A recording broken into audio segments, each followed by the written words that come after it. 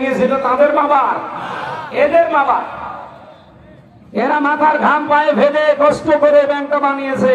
এতদিন আপনারা চিন্তাই করে নিয়েছিলেন, এরা এখন ফেরত পেয়েছে। তাহলে হারানো জিনিস ফেরত পাওয়া গেলে ওইটার জন্য আপনি এই হাদিসের শাস্তির বাইরে আপনি নবীর উম্মত থাকবেন না, না এটা না। কিন্তু যারা অন্যের জিনিস নিজের দখলে রেখেছেন ওটা ফেরত দেন ভাই।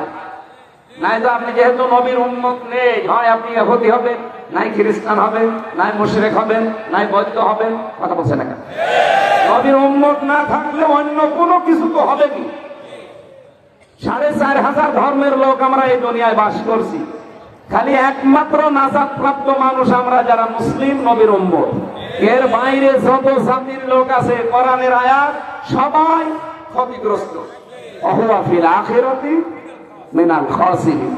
সুতরাং যারা আল্লাহর নবীর উম্মতের ভেতরে এখন নেই, অন্যের জিনিস চাঁদাবাজি করে, দখল করে, জোর জবরদস্তি করে নিজের আয়ত্তে রেখেছে, যেহেতু নবীর উম্মত আপনি নেই, আপনি মরে গেলে আপনার জানাজা দেওয়া বেকার, আপনাকে কবরে যাওয়া বেকার। একটু পড়া হয়ে যাচ্ছে না? না না, কিসের পড়া? এখনো তো শুরু হয়নি, কোনো পড়া নেই, কেবল শুরু করছি ডোজ দেওয়া। আমি এখানে আসার পরে ডাক্তার এসেছি, আমার বলছে ওষুধটা খাবেন, যদি এটাই কাজ না হয় ডোজ আমি বাড়িয়ে দিই।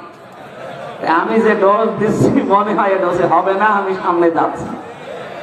এই ডোজ গ্রহণ করা যাবে না। এখানে নবীর উম্মত আপনি আছেন কিনা এখন বলেন।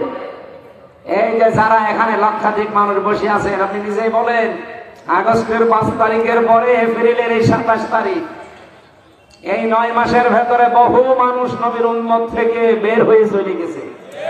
অথচ তারা নামাজ পড়ে, রোজা রাখে, এমনকি হজও করে এসেছে। নবীর উম্মত না থাকলে তার হজ হয়, তার নামাজ হয়, তার রোজা হয়েছে।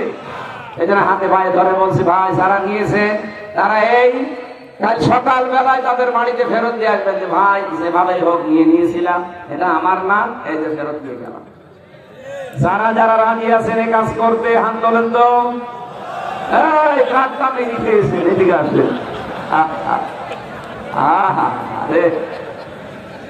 এটা তো ঠিক হয়নি, রেকর্ড হচ্ছে না। আপনি আন্দাজে হাত তুলতে গেলেন, এই ক্যামেরা ওইদিকে মারার দরকার নেই। আমরা তো আশা করেছিলাম যে অন্তত এই ছেলেটা একটু বাদ আছে, আপনারা দেখে বিরাই লোকে হাত তুলছে, কাঠটা মেরে খেয়েছে, ফেরত দিয়ে দেবেন ভাই। যে দলের লোকই আপনি হন, যে জিনিস আপনার না, যদি আপনি জোর করে নিজের দখলে নিয়ে রাখেন, কালকে ফেরত দিয়ে দেবেন, নয়তো আপনার নামাজ, রোজা, এই হজ, যাকাত সব মাঠে মারা যাচ্ছে। কারণ আপনি নবীর উম্মতই নেই।